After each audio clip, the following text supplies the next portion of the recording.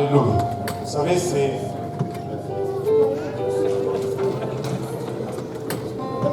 l'histoire des Toa à Montréal est une histoire très fournie, très garnie, comme vous voyez toutes ces garnitures autour. Et vous savez, il y a ces choses que tu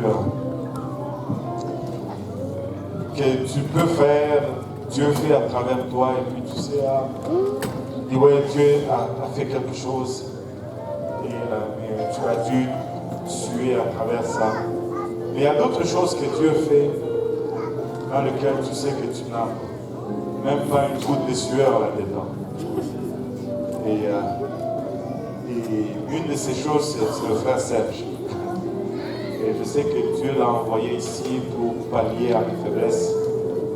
Je ne connais pas un seul serviteur de Dieu qui est appelé à faire l'œuvre de Dieu, qui est complet à lui tout seul.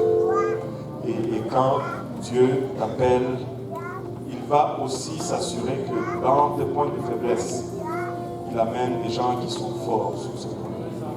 Et je sais que le frère Serge est ici pour suppléer à mes faiblesses. Donc ne va pas ailleurs.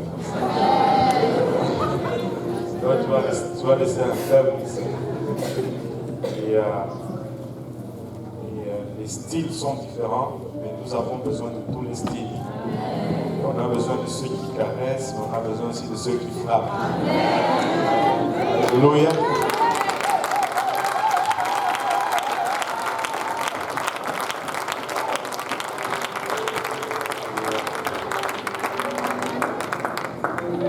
Alors nous seulement accepter les bonnes choses du Seigneur. Nous allons tout accepter. Alléluia.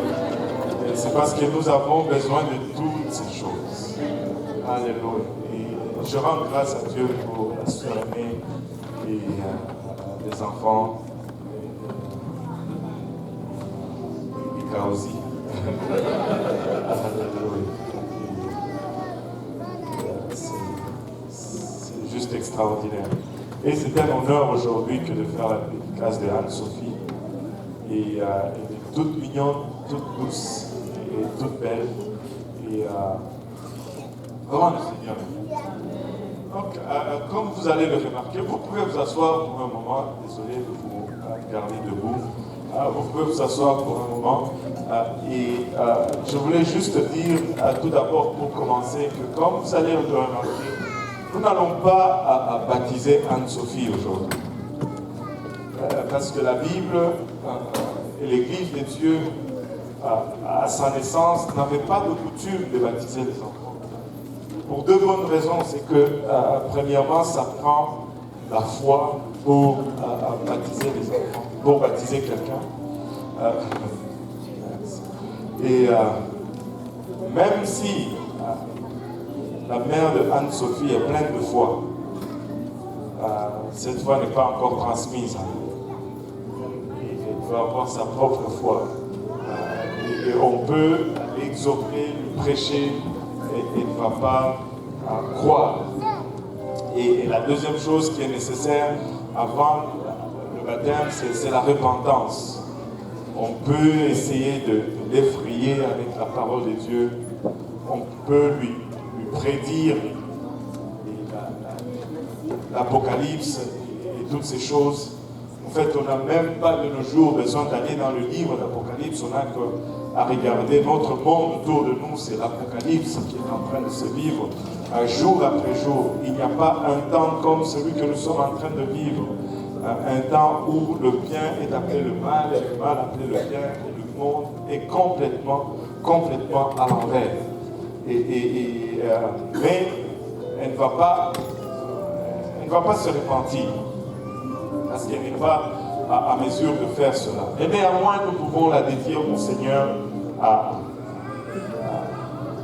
dédicace aujourd'hui. Dans le livre de 1 Samuel, nous lisons que... on va lire 1 Samuel chapitre 1, verset 20. La Bible nous dit, dans le cours de l'année, Anne devint enceinte. Elle enfanta un fils qu'elle nomma Samuel. Car, dit-elle, je l'ai demandé à l'Éternel. Si nous sautons au verset 24, nous dit que quand elle eut sevré, elle fit monter avec elle et prit 3 taureaux, un épha de farine et une autre de vin. Elle le mena dans la maison de l'Éternel à Silo. L'enfant était encore tout jeune. Ils égorgèrent le taureau et ils conduisirent l'enfant à Élie. Anne dit, mon Seigneur, pardon, aussi vrai que ton âme vit. Mon Seigneur, je suis cette femme qui me tenait ici près de toi pour prier l'Éternel. C'était pour cet enfant que je priais, et l'Éternel a exaucé la prière que je lui ai adressée. Aussi je veux le prêter à l'Éternel, et il sera toute sa vie prêté à l'Éternel, et ils se prosternèrent là devant l'Éternel. Le 3e chapitre, 19e verset du même livre nous dit, Samuel grandissait. L'Éternel était avec lui et il ne laissa tomber à terre aucune de ses paroles. Anne, quand elle a reçu finalement de l'Éternel cet enfant tant désiré, elle est allée le retourner dans le main du Seigneur. Elle a offert en dédicace aussi. Et nous voyons une chose similaire dans le Nouveau Testament. Alors que nous lisons au sujet de l'enfant Jésus, qu'à l'âge de 8 jours seulement, on l'a appelé du nom de Jésus selon l'ange et qu'il a été présenté au temple. Luc 2, verset 21-22 nous dit, le 8e jour auquel l'enfant devait être circoncis étant arrivé, on lui donna le nom de Jésus, nom qu'avait indiqué l'ange avant qu'il fût conçu dans le sein de sa mère. Et quand le jour de leur purification fut accompli selon la loi de Moïse, Joseph et Marie le portèrent à Jérusalem pour le présenter au Seigneur. Et au verset 25 du même chapitre, voici qu'il y avait à Jérusalem un homme appelé Siméon. Cet homme était juste et pieux, il attendait la consolation d'Israël et l'Esprit Saint était sur lui. Le 28e verset nous dit, il le reçut dans ses bras, bénit Dieu et dit, maintenant Seigneur, tu laisses ton serviteur s'en aller en paix selon ta parole, car mes yeux ont vu ton salut. Il a regardé cet enfant Jésus, il a dit, mes yeux ont vu ton salut. Et Jésus-Christ, c'est vraiment Jéhovah qui sauve. Au verset 33 du même chapitre, la Bible nous dit, son père et sa mère étaient dans l'admiration des choses qu'on disait de lui. Et le verset 40 nous dit, or l'enfant croissait, se fortifiait, était rempli de sagesse, et la grâce de Dieu était sur lui. Même le Seigneur Jésus-Christ a dû grandir dans la sagesse. Et il grandissait comme un enfant normal. La Bible nous dit que ses parents étaient dans l'admiration des choses qu'on disait de lui. N'est-ce pas une chose merveilleuse que quand nos enfants grandissent et qu'on a un rapport de notre voisinage au sujet de nos enfants? Ça fait la fierté des parents. Et quand le rapport est mauvais, ça fait la honte des parents. C'est pourquoi l'enseignement du livre de Proverbes 22, verset 6 devient clé. Il dit, instruis l'enfant selon la voie qu'il doit suivre. Instruis l'enfant selon la voie qu'il doit suivre. Et quand il sera vieux, il ne s'en détournera pas. Vous savez, Abraham a été choisi par Dieu. Très souvent, on cherche très loin la raison pourquoi la grâce et la faveur de Dieu étaient sur lui. Mais permettez-moi de vous donner une de ces raisons. Dans le livre de Genèse 18, verset 19, la Bible nous dit « Car je l'ai choisi ». Tout le monde dit « Je l'ai choisi ». Ça, c'est Dieu qui dit pourquoi il a choisi Abraham. Il dit « Car je l'ai choisi, afin qu'il ordonne à ses fils et à sa maison, après lui, de garder la voie de l'Éternel, en pratiquant la droiture et la justice. Et qu'ainsi l'Éternel accomplisse en faveur d'Abraham les promesses qui lui ont été faites. » Une des raisons pourquoi Abraham a été choisi par Dieu, c'est parce qu'il inculquer le voie du Seigneur dans ses enfants. Il ne laissait pas cela au hasard. Et si tu veux que le choix de Dieu repose sur toi, inculque à tes enfants les voies de l'Éternel. Amen. Un des commandements les plus importants pour Israël se trouve dans Deutéronome 6, 4. La Bible nous dit, écoute Israël, l'Éternel notre Dieu est le seul Éternel. Tu aimeras l'Éternel ton Dieu de tout ton cœur, et tout le monde dit de tout mon cœur, de toute ton âme et de toute ta force. Ces commandements que je te donne aujourd'hui seront dans ton cœur, que tout le monde dise dans mon cœur. Et tu les inculqueras à tes enfants. Tu en parleras quand tu seras dans ta maison, quand tu iras en voyage, quand tu te coucheras et quand tu te lèveras. Tu les liras comme un signe sur tes mains et seront comme des frontaux entre tes yeux. Tu les écriras sur les poteaux de ta maison, sur tes portes. Donc, chers amis, frères et sœurs, c'est sûr que c'est un jour de joie aujourd'hui, une importance très significative qui nous réunit ensemble aujourd'hui. Et tout comme Marie et Anne d'autrefois, Serge et Aimé amènent leur enfant aujourd'hui à Dieu pour lui présenter en dédicace. Vous avez sûrement entendu l'invitation du Seigneur qui nous dit dans Matthieu 19, 14 de laisser venir à lui les enfants et de ne pas les empêcher, car à tel est le royaume des cieux. Et c'est approprié de votre part que vous ameniez votre enfant alors que le sort de sa naissance est encore sur vous. Vous savez, il y a toujours un moment où le sort de votre enfant est encore entre vos mains. C'est à ce moment-là que vous devez agir. Parce qu'il arrive un temps où, en fait, le sort nous revient maintenant entre ses mains. Et si on n'a pas usé proprement du temps où nous avions ce sort entre nos mains, nous avons gaspillé à jamais l'opportunité. Le sort de sa naissance est aujourd'hui encore entre vous. Et le mystère et le merveille de cette nouvelle vie vous amène à vous tenir debout avec révérence devant le Père de toute vie. Et cette nouvelle vie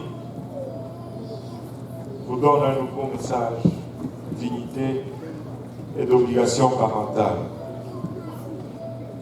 Le but de ce service est de vous aider, en tant que parents, à apprécier, que tout le monde dise apprécier, à apprécier vos obligations dans le but d'élever votre enfant dans l'enseignement et l'exhortation du Seigneur. Afin que lorsqu'il aura atteint l'âge de la responsabilité, qu'il se détourne naturellement du mal vers le bien et qu'il accepte le Seigneur comme son sauveur et maître. Dieu a un plan pour Anne-Sophie. Et de trouver ce plan et de le vivre pleinement et complètement signifiera le succès. De le refuser, de l'ignorer conduit à l'échec, peu importe les acclamations ou les réussites mondaines accomplies ou reçues. C'est votre privilège et votre responsabilité que de guider cet enfant de manière à ce que la volonté de Dieu soit sa plus grande ambition, sa plus grande aspiration dans la vie. À cela, nous vous exhortons et consacrons aujourd'hui, en vue de cela, nous allons dédier cet enfant à Dieu aujourd'hui. Amen. Vous savez, j'ai toujours dit, je le répète, c'est toujours un honneur pour les parents que les enfants deviennent médecins, ingénieurs, peu importe ce que vous voulez. Mais moi, je n'ai pas d'ambition pour mes enfants. La seule ambition que j'ai pour eux, c'est qu'ils aspirent à ce que Dieu veut qu'ils soient dans leur vie. S'ils veulent devenir médecins, ça me réjouit. Ça ne va pas me réjouir autant que s'ils servent Dieu de tout leur cœur et qu'ils consacrent leur vie au service de l'Éternel. On va dédier Anne-Sophie aujourd'hui. Amen.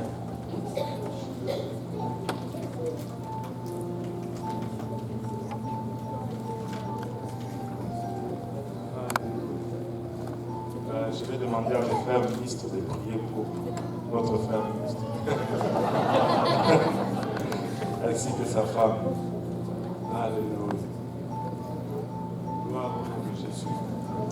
Alléluia. Gloire au nom de Jésus. Nous allons nous lever tous ensemble. Nous allons prier pour Anne-Sophie aujourd'hui. Père Céleste, nous te rendons grâce éternelle pour ton amour, ta bonté, ta fidélité. Papa, nous te remercions pour une autre vie fragile que nous tenons dans nos bras aujourd'hui.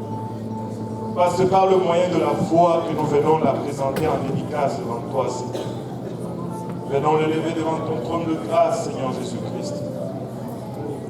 Par le bras de la foi, Seigneur. Papa, tout d'abord, nous allons commencer par prier pour les parents, pour la famille, les amis qui sont représentés ici, Seigneur. Papa, notre prière, c'est que nous puissions, Papa, marcher dans ta voie, sans compromis, Seigneur. Que nos demeures soient, Papa, et restent des lieux où ton nom est considéré avec beaucoup d'estime. À longueur des journées, on entend des cantiques et des louanges levées à ton nom. Papa, où on entend des cris de prière, Papa, qui montent vers ton trône, Seigneur. Afin que cela serve de cadre approprié à Anne-Sophie. Père éternel, aide-nous, Papa, à avoir des vies exemplaires en train de servir l'exemple à Anne-Sophie aujourd'hui. Papa, que nous puissions tous conformer nos vies, Seigneur Jésus-Christ, à ta parole, Seigneur. Père, nous réalisons aujourd'hui qu'il est trop jeune pour comprendre les choses spirituelles, Papa. Que nous prions ta main sur elle, Seigneur. Papa, nous plaidons ton sang sur sa vie, ô Père. Nous prions, Père, que tu la préserves de toute maladie, de toute embûche, de tout accident, Seigneur. Alors qu'elle grandit, Papa, nous prions qu'elle puisse grandir dans la crainte de ton nom et dans l'amour de ta parole, Papa.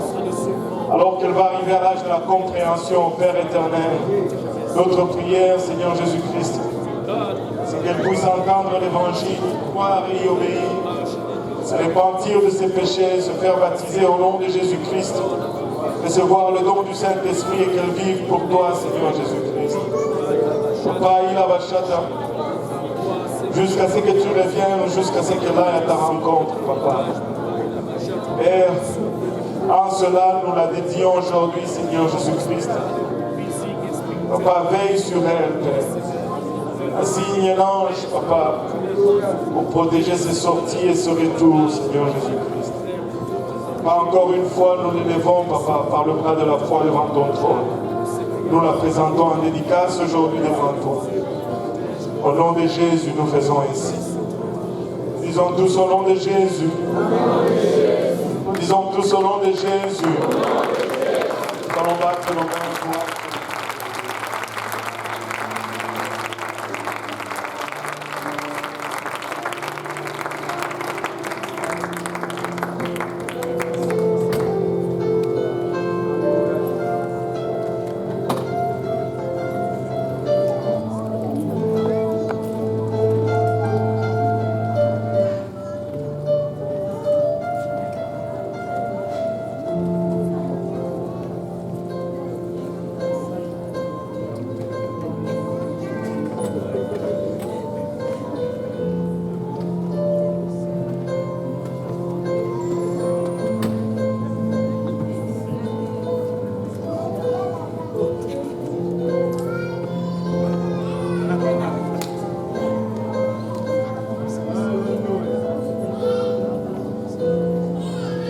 Est-ce qu'on peut battre nos mains pour le Seigneur?